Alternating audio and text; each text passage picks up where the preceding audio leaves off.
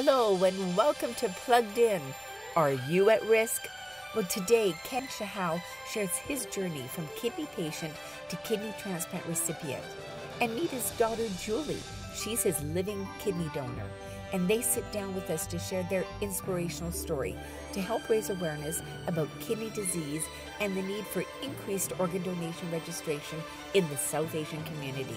They're coming up next, right here on Plugged In.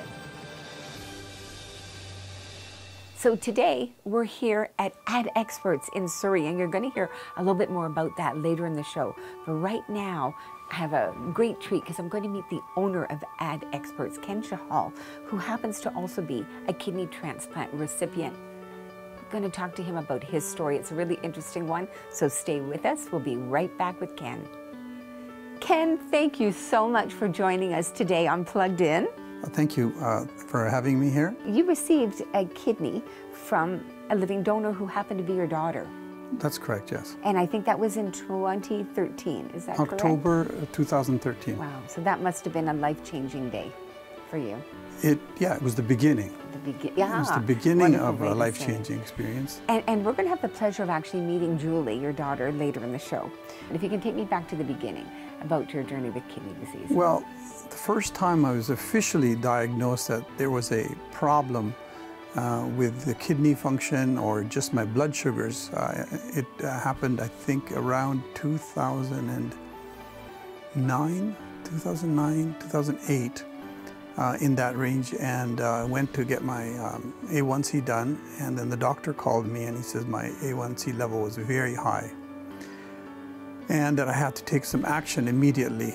My kidney function had gone down significantly, and as a result, I took more medicine. I started changing my lifestyle, started walking more, eating more healthier, and getting myself fit.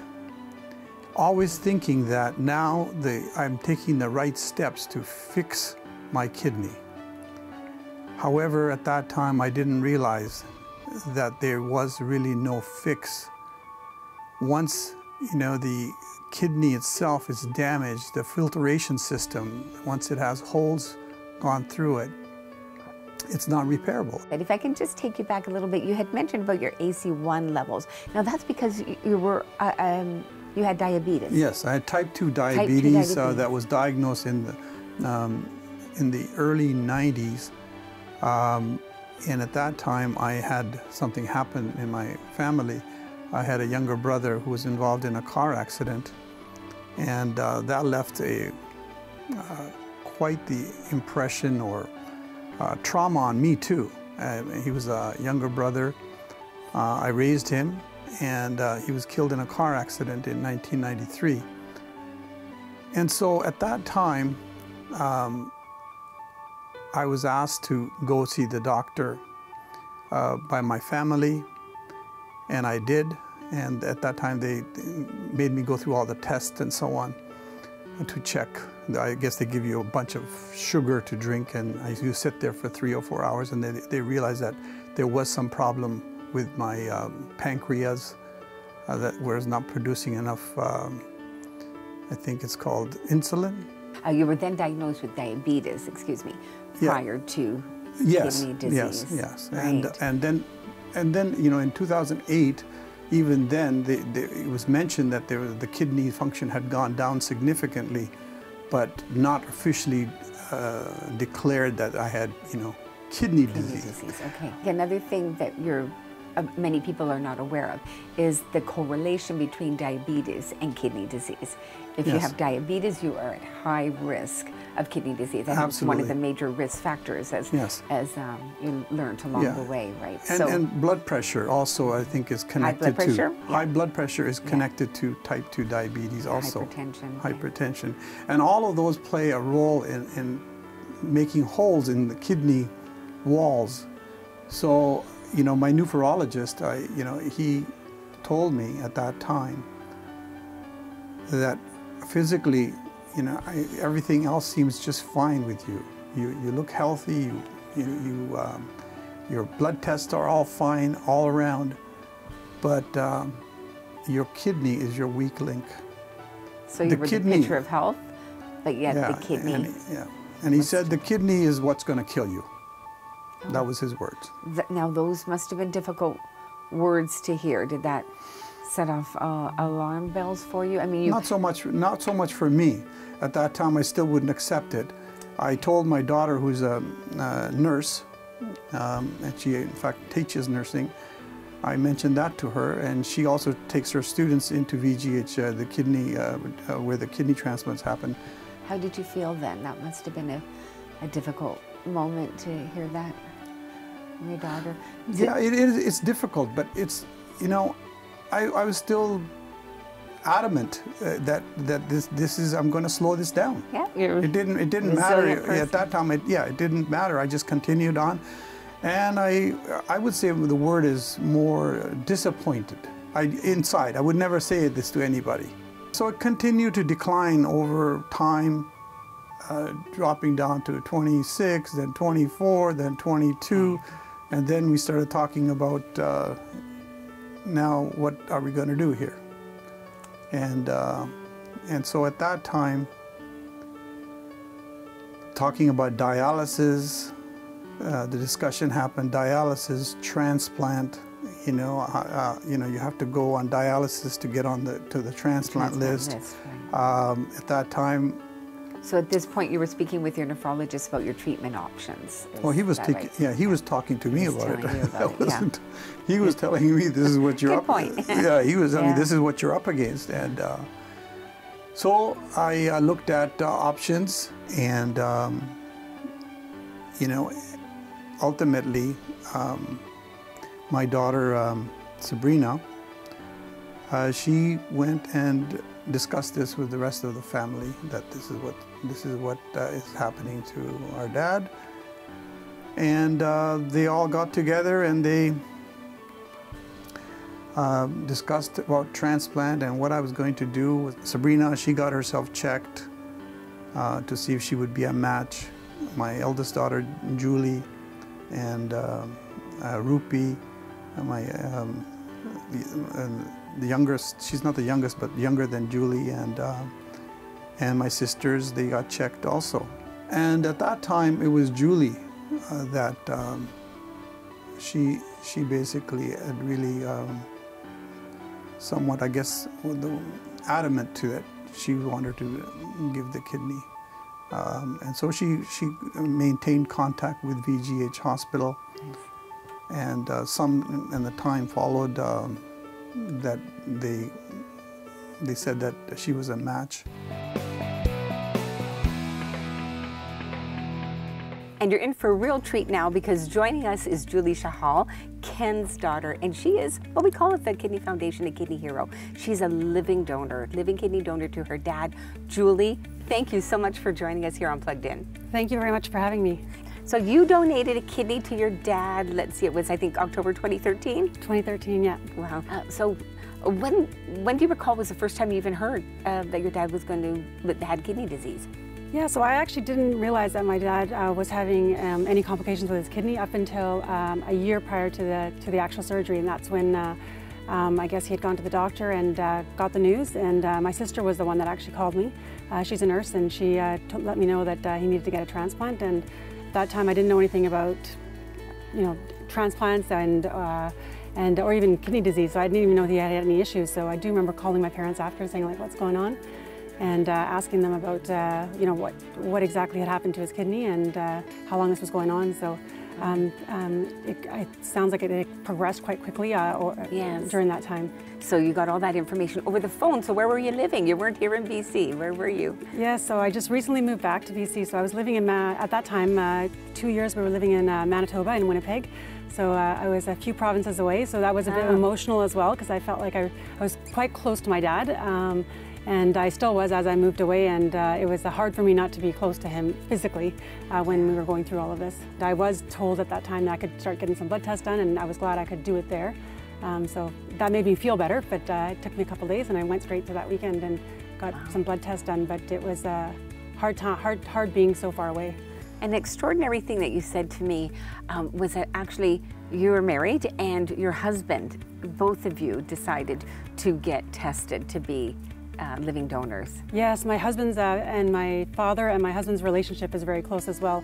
And he went with me to the blood clinic to get our testing done, and he didn't felt like it was a support, but he truly did want to be a match, and you know, was letting my dad know, updating him through the text where we were at. So you got the blood test taken, and then when did you receive notification that you could move on with the process? Yeah, I think it was within a few weeks. There's many levels of testing that you undergo to become a living kidney donor. Yeah, so I had, I think the first step was I had some more blood work to get done, and that was quite extensive, and my husband at that point was not a blood match, so he didn't go any further. Okay. And I know they could have approved several people, and then the decision would have been within our family to decide who would do it, but so he wasn't a match at that point, and I was, so I continued on from the blood test. They, you know, checking from a health aspect, how well you are, and then there was quite a few more tests, some interviews, meeting the doctors, I flew down from Manitoba a couple of times, and also met with I think a counselor or social worker to determine whether, I guess mentally, why I was doing it, and truly to make sure that there was no pressure in regards to being forced to give a kidney, and whether I felt pressure to do that, if I was doing it on my own, and also whether I had discussed it, both with my husband and how I mentally felt about it. And what they say is that it's probably the best physical you can get in your life. It's so extensive because they look into anything, not just your past history, but your potentially future medical history too. They're so concerned about the health of the living donor as well as the recipient. Absolutely. It was after getting through all the physical and the blood work and everything that they checked for, I did feel like I had a really clean bill of health coming out of all that testing, because truly I wouldn't have been able to move on to the next stage of meeting the doctors unless that was all in place first. At some point, were you concerned ever about your personal health and all of this, you know, post-surgery or during surgery? Yeah, I think because I was consumed with the fact I was worried about my dad. I don't really think I thought about myself up until it was the night before the surgery, and that's when I really felt it. I think maybe a couple of days before the surgery when it started to hit me that I was going to be going through major surgery, and then my research started going from, you know, looking after what was going to happen to him to all of a sudden, you know, what are the chances of something, complications for myself. So, and then I actually felt guilty about doing that because I felt like it wasn't about me, it was about him. And I actually felt guilty about doing that, so I did that on my own. How about your husband? Was he apprehensive at any point? No, he was fully supportive right through the process, and I think we did have some conversations about, you know, what could happen and going through the surgery, and you know, I think he was just as joyful and glad in regards to that clean bill of health to know when I got that, you know, felt really good and confident, and said, you know, do what you have to do for your dad, and you know, he, like I said, he wanted to donate himself, so it was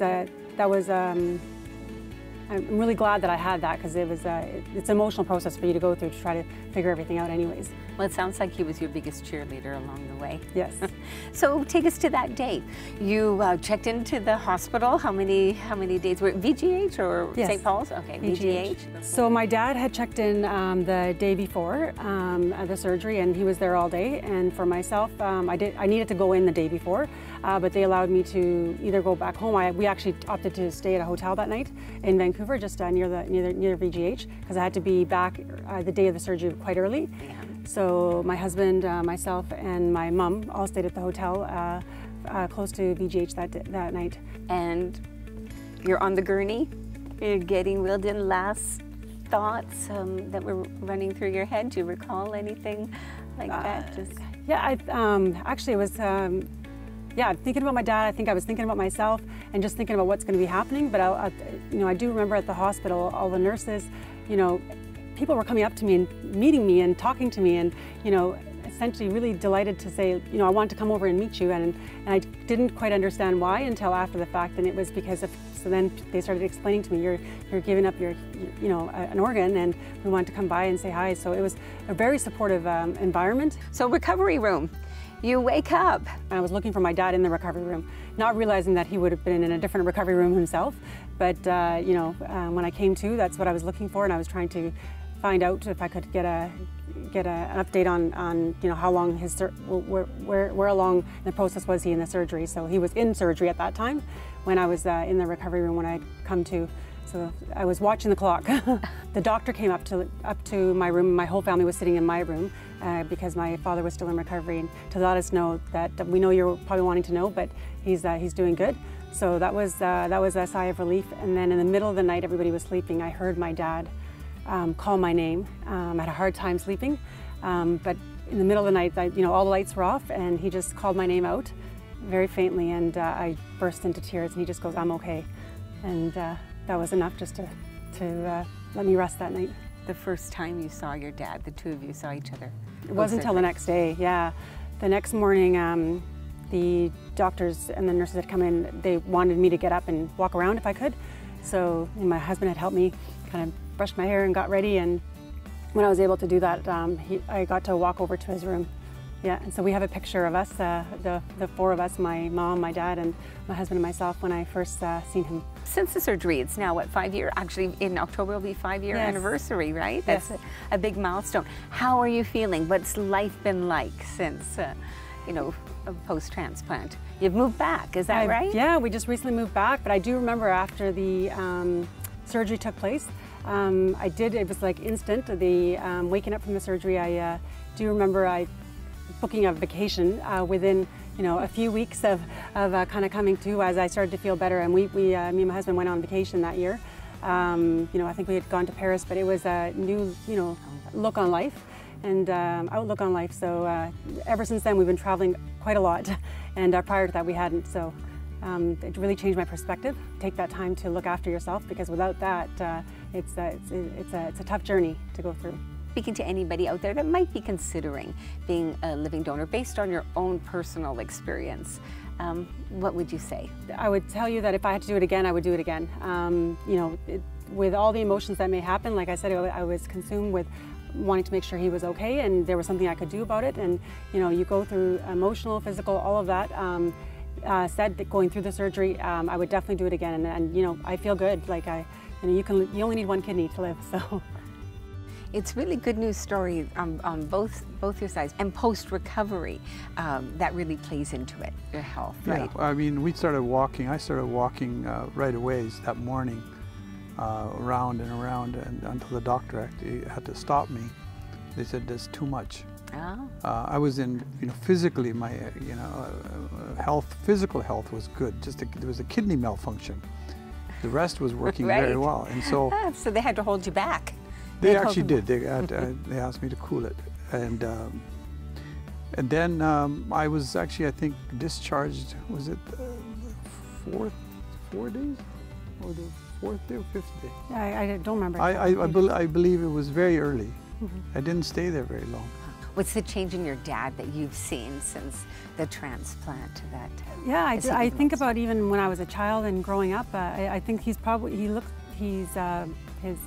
in better health than I've seen him probably in the past, even prior to the kidney transplant, and him needing to have that transplant. So he's, you know, we talk about the outlook on life, but he's energized to accomplish something every single day. So he's kept himself quite busy. Many people hesitate because they worry about what their health will be like post-transplant, right, to be a living donor. And a perfect example that actually you're both leading perfectly, wonderfully healthy lives post-transplant. Yeah. And as your daughter says, maybe even it's the new you, even better than before. No, I don't think it's maybe, it is. It is? It is. It is a matter of fact. But it doesn't just happen. It just doesn't happen that every person that gets a transplant becomes and puts themselves in optimal level. It takes effort, it takes responsibility, it takes, you know, recognizing that we have to be responsible for our health, that we can't take it for granted, as I have done in the past. And so that is a step. So that's, I guess, one of the first steps is taking responsibility for our well-being, and that's what I'm doing right now. What's the future hold? I don't think too far into the future. I think very much in what we're doing right now, and that is very, very important to me. And my outlook in life is about the today, is about our present moment. And I move my body and my mind and who I am moves through this moment, and the future, it is not for me to even think about. Because I will, if my moments are well looked after, and then I will tell you definitely the future is bright. My doctor, he said to me during a very difficult time when I had an infection, and he says, how are you going to cope with this? And you know, I said to him, and it will pass, and it will pass, and we will get through this. And that's, I guess that's what it is. So bad things happen in life, or suffering happens and pain happens in life, but it passes. It passes and it moves on. If suffering can happen, I think happiness and goodness and greatness can happen just as well. Words to live by. Yeah. One of the things about the South Asian community is that it's a high risk. It's one of Asian, South Asian, First Nations, African are at higher risk of kidney disease. The organ donation rates are lower in the South Asian communities as well, because it's, you know, perhaps a cultural influence or something that's coming to the forefront now over the years. Do you have a few words for anybody out there as well that might want to consider being a living donor? I think there's a stigma of that we take a body part and from one. There, you know, sometimes people say, well, if somebody passes away in our family naturally or through an accident or something, already we're in so much pain, then at the same time you're going to take a body part and give it to somebody else. These are cultural things that have cultural thinking that's been going on for such a long time, and it's changing. It's changing, and I think the you know, situations like what we're sharing today. So I really believe in education. I believe in sharing and getting the word out there that it's not something that's going to, evil forces are not going to, you know, come upon us if we give our body part, you know, to donate. It's actually the opposite. Goodness happens. People, you know, life is maintained, or you give a life to another individual, or a quality of life to another individual, and I think. It is something I think we just need to have more awareness and more education. This is not a one-person problem that has a kidney problem or a heart problem or eye problem, that this is a community problem, that we should be a part of this community problem to solve. Yeah, to help raise awareness. And I thought your daughter Julie said it so well. I mean, in what, 4 short words, you said, "I'd do it again." Yes. Right. Well, thank you both for joining us on Plugged In. It's, you know, to say it's been a pleasure is really understatement. It's been a real treat, real honor to speak with you both. Thank you so much. It's been a pleasure. Thank you. Thank you. Thank you.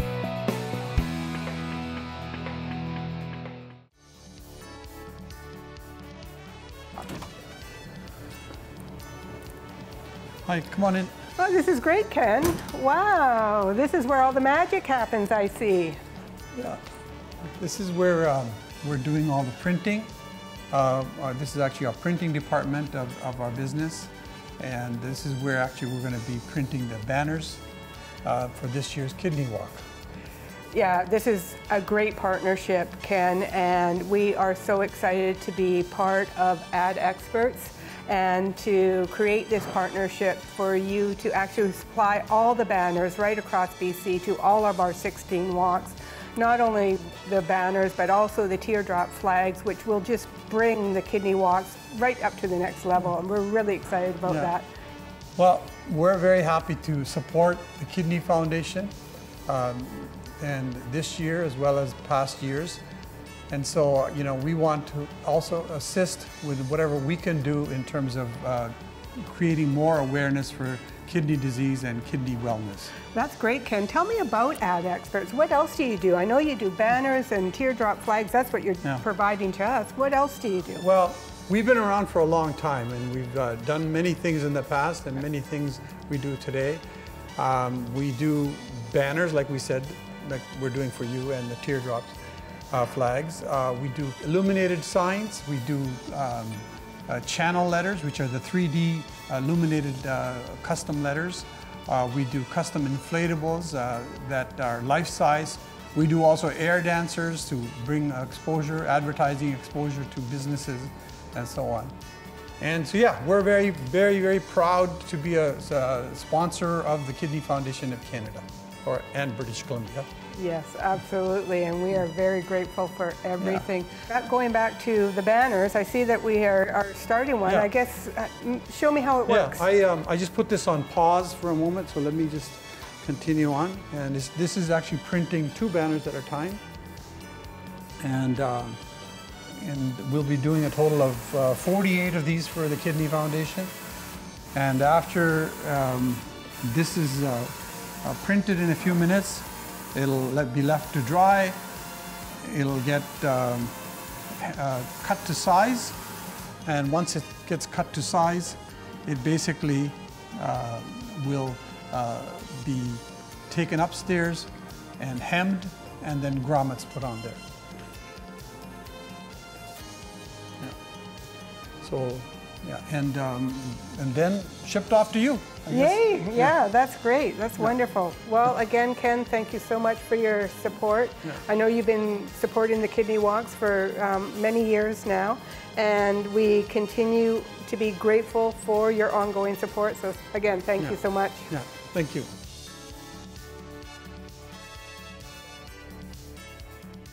Thanks to all the car donations made to the Kidney Car program, the Kidney Foundation of Canada can help all these people with kidney disease. Those donations are instrumental in providing them with care and invaluable support. When you give your car to the Kidney Car program, it will be towed for free and recycled or resold.